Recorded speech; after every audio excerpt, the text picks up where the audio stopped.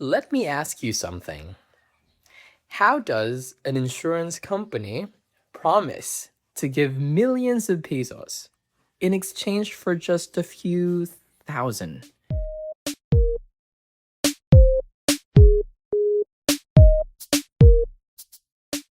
It almost sounds too good to be true, right?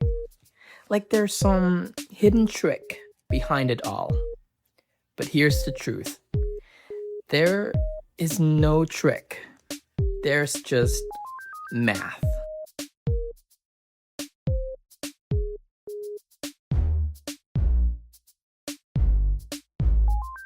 Welcome back. In the last episode, we talked about why people hesitate to buy insurance and how your role as an advisor is to help them see what they've been avoiding. Today, we go behind the curtain. We break down the system itself, how insurance works, how premiums are computed, and how different plans are designed to solve different problems. Before we begin, a quick reminder. This episode simplifies complex concepts for understanding. It is not a replacement for your Axim modules, slides, or exam preparation. To truly master premiums, plans, and computations, you need to study the full material and practice with mock exams. Let's start with the foundation. Insurance works because of one powerful idea: predictability at scale. If I ask you, will this one specific person pass away this year? Well, you can't answer that with certainty. But if I ask, out of 1 million people, how many are likely to pass away this year? That you can estimate. That is called the law of large numbers. The more data you have, the more predictable outcomes become. It's like flipping a coin. If you flip it once, anything can happen. But if you flip it 1,000 times, you'll get very close to 50% heads and 50% tails. Insurance companies do the same thing, but with human life, health, and risk.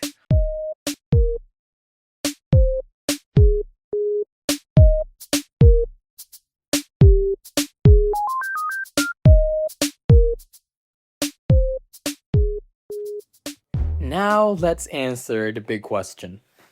Where do premiums come from? They're not random. They're built from four key components. First, mortality. This is the probability of death at a certain age. Second, interest. Insurance companies invest the money you pay. Third, expenses or loading. This covers operations, trainings, salaries, utilities. Fourth, safety margin, a buffer for unexpected events. Put it all together and you get your premium. So when a client asks, why does this cost so much?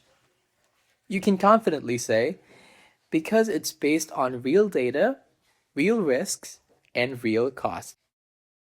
Here's something important to remember. Higher mortality equals higher premiums. Higher interest equals lower premiums.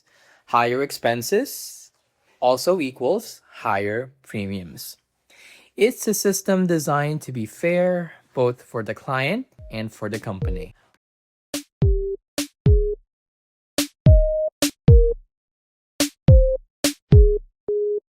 But behind all of this is a key figure, the actuary. This is the person responsible for studying data, making assumptions, calculating risks, and determining premiums. If insurance were a movie, the actuary is the person writing the script behind the scenes. They make sure that the promises made can actually be kept. Now let's talk about how people pay, because not all premiums work the same way. There's single premium, pay once, fully covered.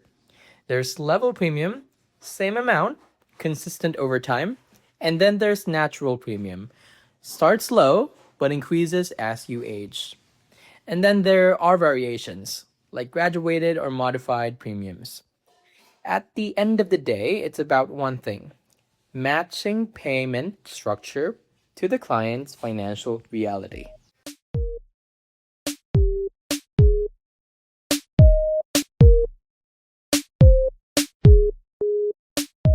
Now we move to something you'll deal with constantly: insurance plans.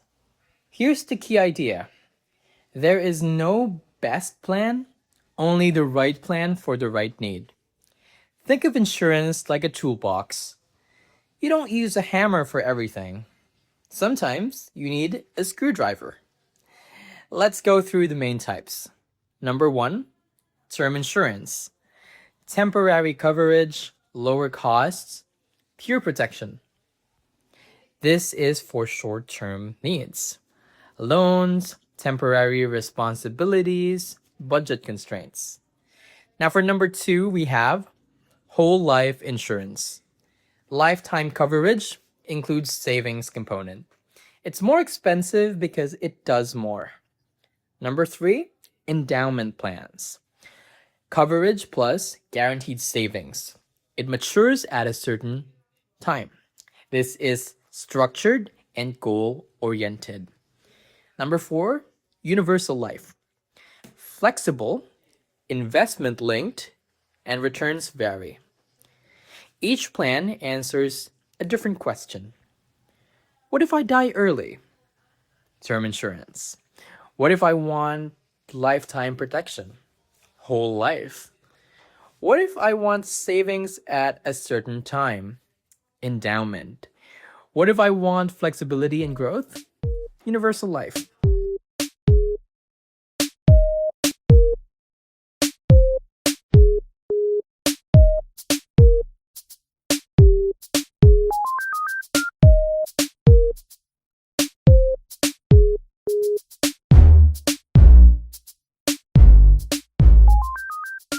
Let's talk about riders. Here's one of the simplest ways to understand it. Think of a policy as a cake. The base plan, that's the cake itself. The riders, the additional benefits, that's the icing. You can eat the cake without the icing, of course, but it's better, more complete, more tailored when you add it. And that's exactly what you'll do as an advisor: customize solutions based on real needs. Before we end, one important reminder: this episode only gives you a simplified view of premiums, plans, and computations. To fully understand these, especially for your licensing exam, you must study your AXA modules, review your slides, and practice solving problems. That's where real confidence comes from.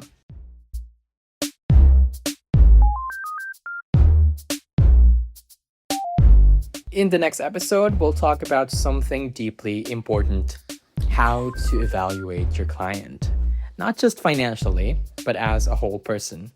We'll explore underwriting and your role as the first line of risk assessment. Until then, remember, behind every premium is a promise, and behind every promise is a system designed to keep it.